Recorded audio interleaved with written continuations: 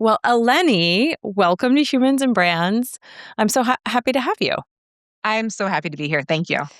Yeah, well, I think we should probably start with, we've known each other sort of for a few years Yeah. tangentially, but I'm excited that we're coming together to talk today because you've been at a sort of a new pivot point career juncture for you, and that you just left the sort of full-time corporate world and Yep. went into more of a marketing consultancy. So talk to me a little bit about like what that move was like and where you are. Okay. I'm going to take you on a story. It's going to be a little bit of a journey. So, cut back to 3 years ago, and I was at a funeral, and it was for the funeral of a woman who had a life that was fully lived. She lived into her 90s. She was amazing. She was a PhD psychologist, a fashion model, a designer, a philanthropist, built an airplane when she Sounds was 12 and amazing. flew. Exactly. She lived her life. And her husband gave a eulogy. He said, I know we'll meet again. And it was beautiful. And I couldn't stop sobbing. This was a family friend, Wow. someone that I loved, but Oh my there was God. something happening. I sobbed Wow. the whole way home.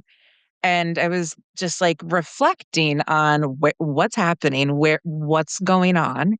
And I was having this epiphany that truly had been rattling around in my head for some time, and it took a Mm-hmm. while for it to even then we're saying 3 years ago, even come out was, Mm-hmm. "Am I living or am I just Mm. existing?" And it Mm-hmm. hit me so hard, and so, okay, so what are the ways that can take control of that? In my personal Mm-hmm. life, certainly, but, like, how can I be more present, Mm. whether it's, through how I'm expressing myself professionally, how I am as a parent, a partner, a friend, a daughter, all of those things.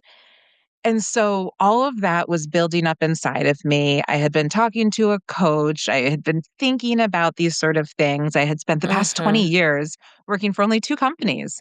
And I've Wow. always been a retail girly. And I've been in marketing this entire time. And it's been this incredible ride. But all of a sudden, you're given, at least I was given all of this opportunity. I said yes to all of it. I asked for all of this responsibility, but then all of a sudden I stopped and looked around and I was like, "But what? But what are we doing? Where is Mm. this Yeah. going?" And Yeah. if there wasn't already, kind of like that next level in front of me that I just kept climbing and going for, what do I really want to do? And Mm-hmm. so that's where I really was having this now kind of cut to like this year. That's where I was having that conversation with myself of, I feel like I need to do something different. And the way I've thought about it in my head is I've called it making a leap, and I didn't Okay. know what I was jumping into. Yeah.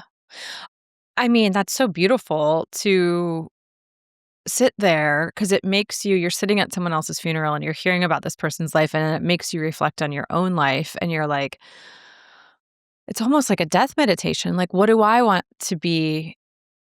Where do I want to be when this is me? What legacy do I want to have left behind? What are the things that I like? How Yes, do I want to live the next 40 years to make the most of it? exactly, and I knew it couldn't only be sitting on video calls all day. It can't. Somehow this isn't it. It's not it. It's not it. It's Okay, not I love it. that. So talk to me about, you mentioned midlife crisis. I think Yeah, Brené Brown calls it midlife awakening.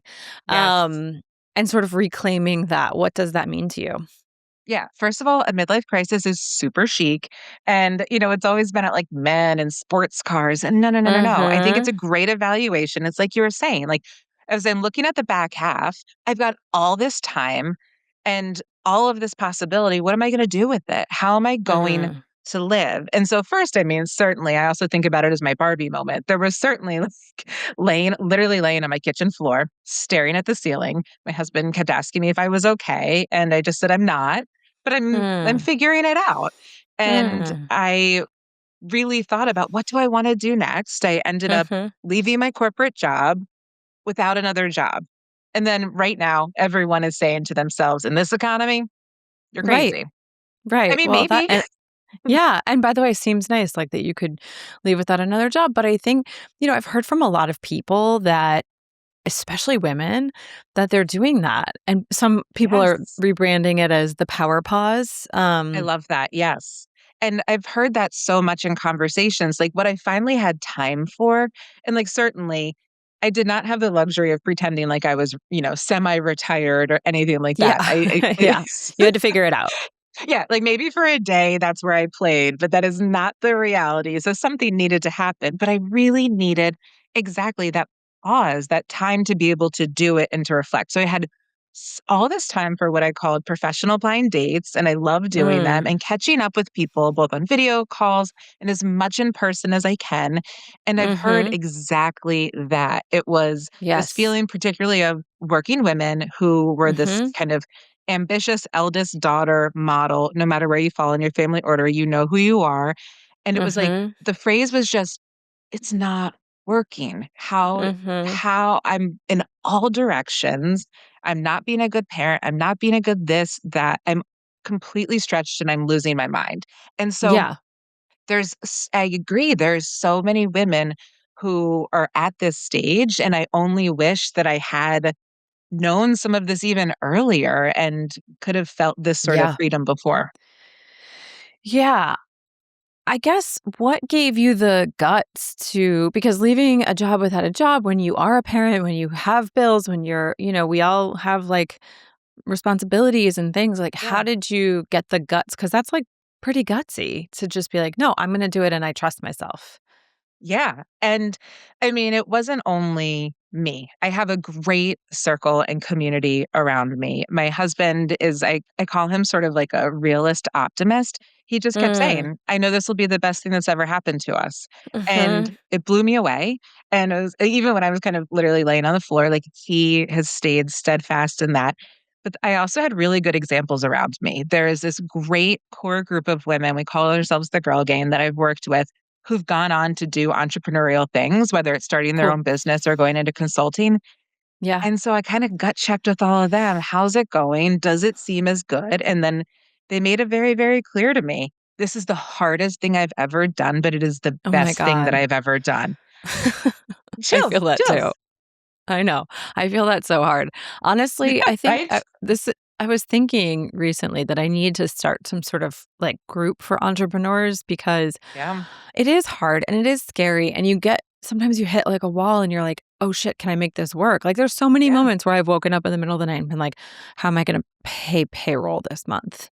And like wouldn't it be so nice to have people that you could connect with on that level, Totally. I mean, you there's know? the amount of times I think it's like mercurial. Like I realized that I can't, like, reflect on just a day and say, like, "Was this day successful?" That it is when I Mhm. looked back, I learned about filing my quarterly taxes. When I looked Mm. back on the 2nd quarter, I was really proud of the progress that we made and Okay. what I was doing, and so if I just because I felt the ups and downs throughout the day, there was times where I would turn to someone and be like, "Oof, be really nice to have a direct deposit hitting right now, wouldn't it?" And then I 5 know. minutes later I'm exhilarated because I got to yes on a proposal or, I a know. meeting is scheduled that I Yeah. was so excited about. So Yeah. I've learned so much about myself. Yeah. It really does make you kind of look yourself in the face. And yeah, I mean, I guess like you mentioned a really supportive network and your husband sort of being there to like back you up, but I'm sure you were like scared to make that decision and then to be like, Yeah. I don't know what's next. Like how if somebody's going through that, what would you tell them? Yeah.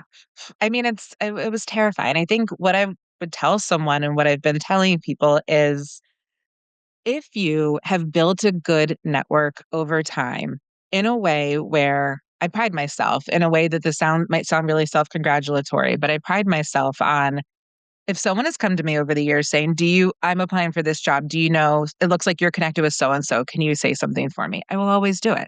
As long as it's someone that I want to vouch for, like those sort of things, or Yeah. thinking of Mhm. introductions. So I think Yeah. not fully intentionally just being who I am, that is something that I've built over time. And so when it was my turn to like take a bit of that Yeah. leap, people showed up You had for a me. network. Yeah. Yeah. And it felt Yeah. amazing.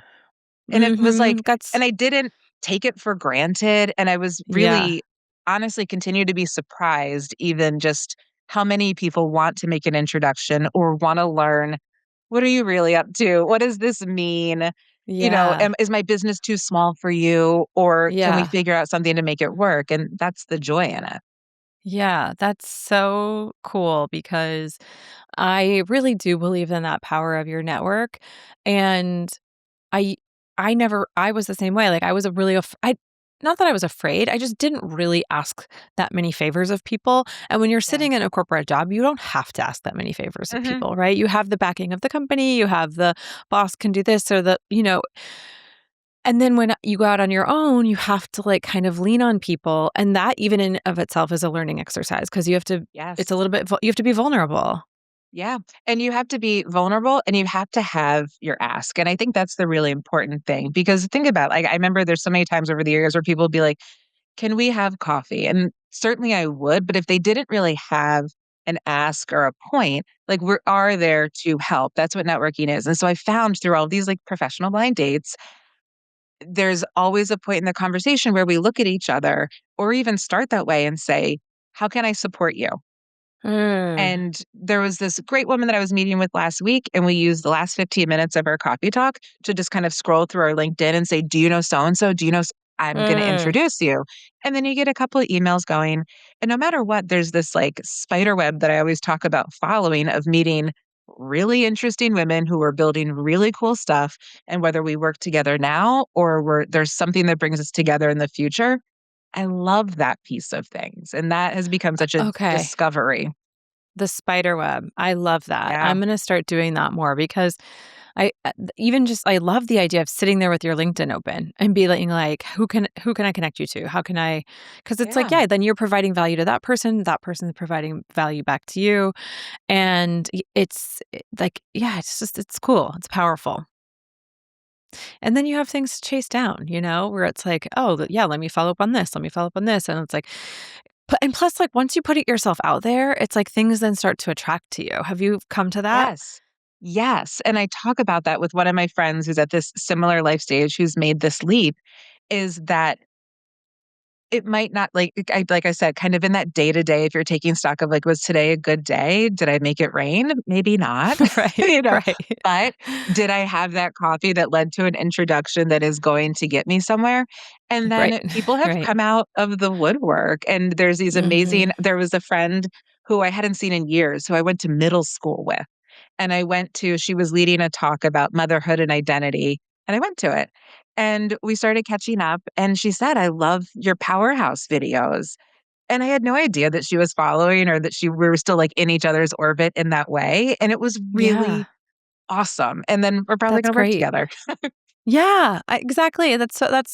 I think that's so cool, and I do think that sometimes, and not to say that having a full-time job is wrong because that's how we both got to where we even were to have the experience to Absolutely. do this, but there is something special about when you go out on your own that it is, yeah, it's more like there's a bit more camaraderie of like, let me help you, let me, and vice versa.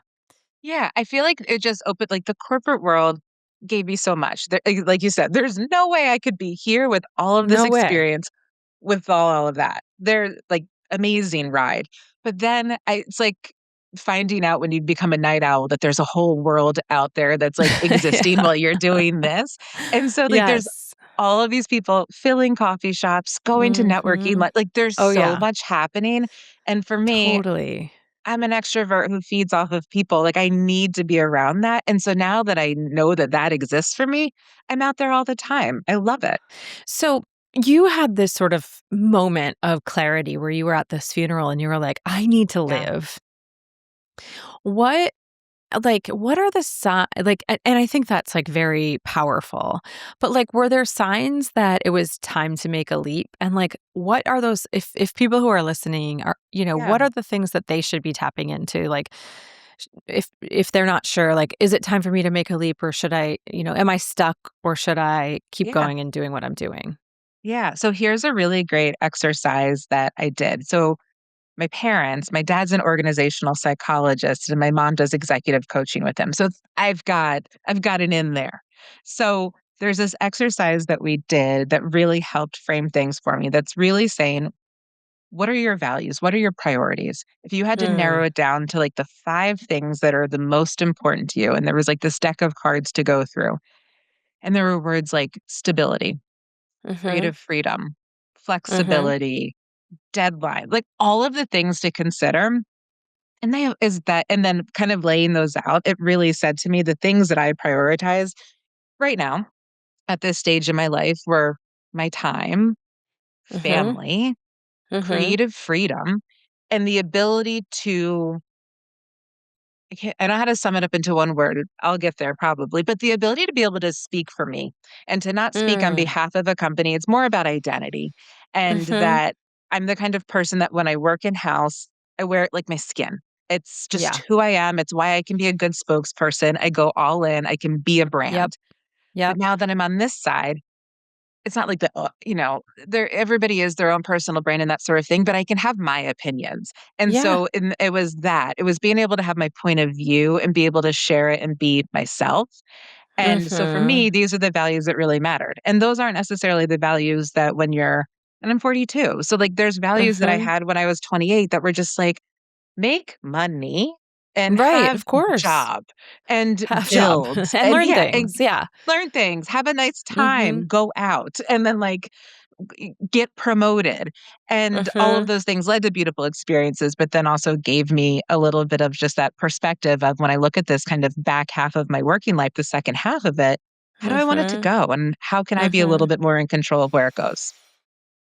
Yeah, and it makes sense in terms of human development because it's like we graduate from college and then you do have to build all those skill sets, build your Yeah. network, but then also really like you you got to chase those the ladder. You gotta climb up the ladder, and you gotta be like, Yeah. "Okay, now I gotta get promoted, and then now I need to make more money, and now I gotta" and those things, like, are important when you're younger, and then you get to a certain point where you're like, as you said, it's like, "What are the prioritizations now?"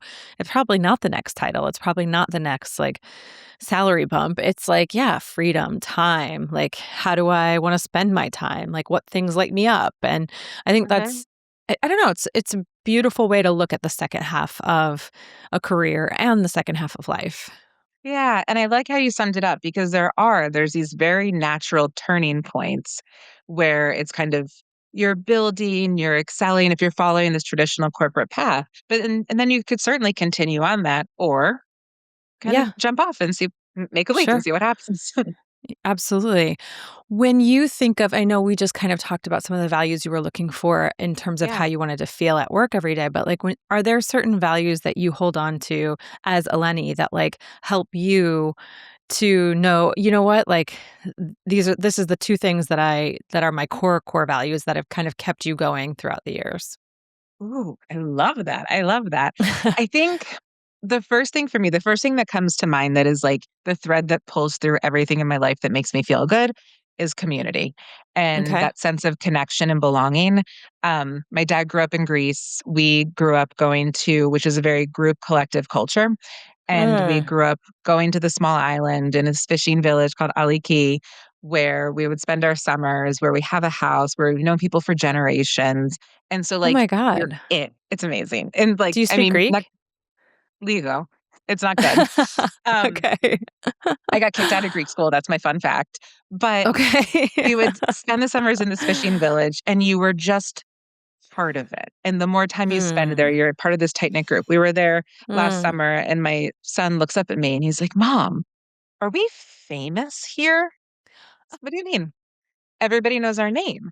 And so you're not invisible, you're part of something. And so and then, Yeah. like and that's, like, kind of where I thrive best. I went to a small all-girls school for middle school and high school, and I got to find my voice there, and I liked to be part of that. Mm. And Mhm. then the brands where I worked, I got to be part of, like, really tight-knit fan favorite sort of places, whether you loved it or hate it. Like, Yeah. people rave about them, and I was always someone's aunt's favorite person no matter what party I went into. I was building Yeah. those communities, and Yeah. now I'm finding this whole new world of connection exactly of, women Mhm. supporting other women in this entrepreneurial journey. So I think Cool. that's just kind of a core value that is that we're better together and that I Mhm. seek that sort of connection, and I think it's a very natural thing. And Mm. honestly, my other thing is optimism. The glass is half full. Everything can be Yeah. everything will b and it's not like a blind sort of view of it, that it's or just glossing over the details is that it will be okay. And Hmm. that every day is another opportunity. We keep on going. It's what helps me stay present and not look back and, beat myself up for the mistakes that I've made because I've Hmm. learned, and that's fine. Um, and in reality, that's also, I think, what's helped me weather so much, in working in house and crises and all the sorts of things that come along with it, is that I do believe in the best of people and that we can see things that way. Yeah, me too. I've been trying to do that more. I think that I have this, like, fear-based, like, a bias towards fear first, Yeah, and I've been really trying to be like, "No, you know what? Life is abundant. The world is rigged in your favor, and it's gonna work out, and it's gonna be fine," and I think that you have to sort of have that, especially when you're doing something entrepreneurial, because we've yeah. talked about this, but, like, the waves are up and down, and it's like, Oh, yeah. "Okay, this oh, we lost a client. Okay, but we got another one. Oh, we, Yeah. like they want to renegotiate. Oh, but we're expanding scope here." And it's like that ability to ride that wave is like it's kind of required, and it requires believing that there's abundance in the world. Absolutely, and I think part of what makes it on this side of the journey that, like, supports me through it is I'm working with someone who I've worked with before. Karen, the Mm. founder of Powerhouse, she's my mentor, she's my friend, she's someone who's so important Mhm. to me, and so she Mhm. has that perspective of having founded this 2 years ago and saying she's keeps saying to me in these great ways, "This isn't for the weak." And this does Right. take a certain resilience, and I think that resilience paired with optimism is something that can be a superpower, but then she'll remind me, I mean, as you talk about that abundance, she always says, like, she has her sort of mantra in those moments, "Everything works out for me." And Mhm. sometimes you could have to lean into a little bit of that woo-woo because it's real. You 100%. have It's to real. speak it into power, put it out Yes. there, and keep Mhm. going. And, like, Yeah. there's a women's group that I belong to, we meet Wednesdays at noon, and part of it is you get to scream your dream at the end. You get to say, Mm. "This is what I'm putting out there." And someone might I say in love that that. moment, "Oh, you wanna do more keynote speaking? I've got you." I have a Or place for who knows? you. Exactly, you just gotta say it, and I think that's the interesting That's piece and what I think probably that's I'm missing that. Is that in person or is that in Zoom? it's in Zoom.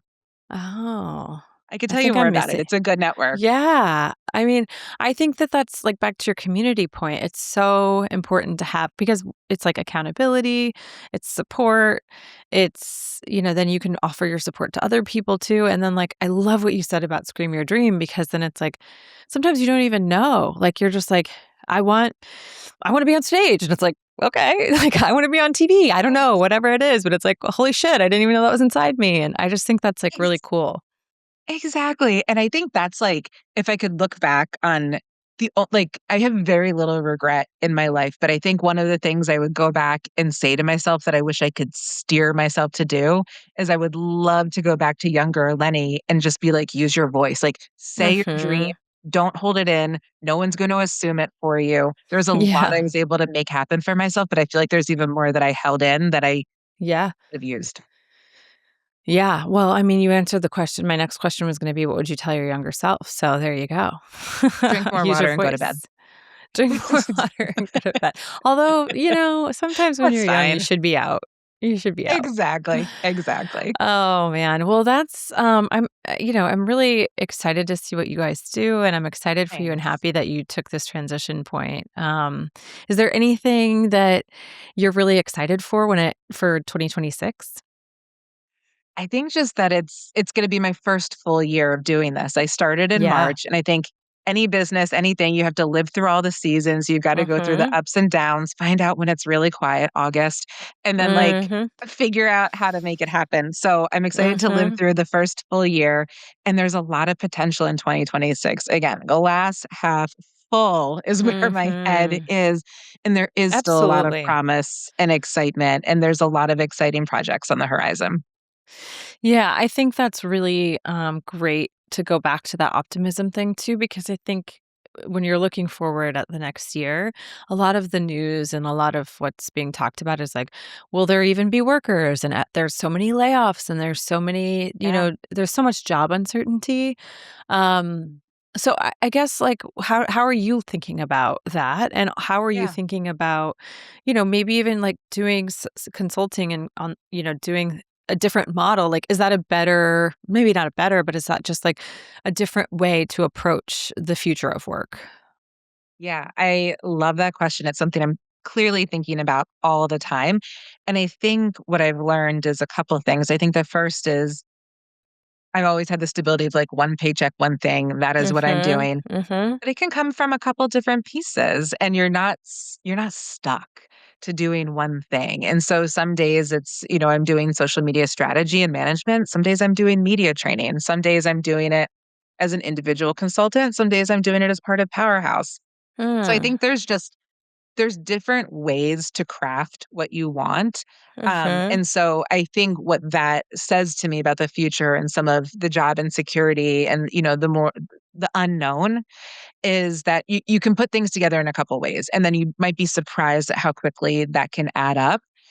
But the caveat of that is it's really hard and it's not Mhm. consistent. And so it's like, so I think take the long view on it. Like I was saying before, look back on a quarter, look back on a half of a year. How far have you come and what have you built? So I think Mhm. that's one thing.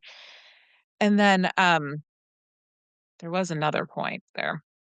Well, I guess, like, I love what you're saying about kind of choose your own adventure because I do Yes. think that that is an interesting, like, with AI and with the uncertainty and what we're all gonna be doing in the next 5 years, I do think that, like, being able to, A, be resilient, but B, be able to choose your own adventure a bit and say, like, "Okay, I'm gonna do some of my hours are gonna be here, some of my hours are gonna be there."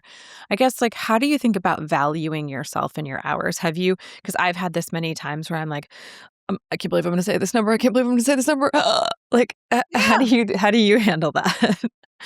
Well, first there's the Karen pep talk that I get where she reminds Yeah. me who I am and that I'm an executive and all of those things and that Yeah. I should be compensated for my time. But there's oh my God. I mean, the I again, the advice that I get from my partner and that I'm able to have that ability to have someone to mentor me in that aspect is she's like, if you're selling yourself short now, you're gonna come to like to not like this position. You're gonna come to Mhm. resent the fact that you signed this contract because if you're doing that Mhm. for the next 6 months, and you already Mhm. feel this way and you know that you Mhm. undervalued yourself, and, like, it's tough because budgets are It's tough, tough. but I Budgets are think tough. there's what we've found, and this is kind of actually a way that I really like working. Certainly, it would be nice to have everybody on a monthly retainer and, have that locked in for 2 years at a time. It just doesn't seem like it's possible right now for the stage that I'm in. What I'm Mhm. really enjoying is being able to work with some smaller female-founded businesses, and we do Mhm. things in phases. There's Okay. a project here, then and everybody comes back for a second phase, I'm, very happy to say. Okay. So, I like that. take small bites. Yeah, small bites. Yeah. One of my friends, she's also a recent entrepreneur. She around the same time frame as you and me, and she told me, she's like, "I just rescope constantly. I rescope constantly. You want that too? Yes, Great, rescope. You want that too? Great, rescope." I was like, "Ah, exactly. okay. I need to I need to take a page from your book." Yes, yes. That's a smart Yeah. one. Cool. Well, I just, I'm really this was such a great conversation, and I'm really This appreciative was that you really came on nice. and that you shared your story. And I don't know, I think it's helpful, like, entrepreneur to entrepreneur, but also, like, for people listening who ever wanna, like, go out and do their own thing, like, it's helpful to understand, like, what does it take? How hard is it? And what are the things you have to be able to bang on your chest and say, "This is how much I cost." And, like, are you able to do that? Then maybe it's time for you to make that leap. So, I think it was Yeah. helpful for people listening as well. Oh, it's nice to be able to reflect on it and think about it and have a space to talk about it, so thank you for having me. Yeah, absolutely. All right, Eleni McCready. My mouth today is just all over the place. Thank you so much for All joining me. I good. really Thank appreciate you. having you.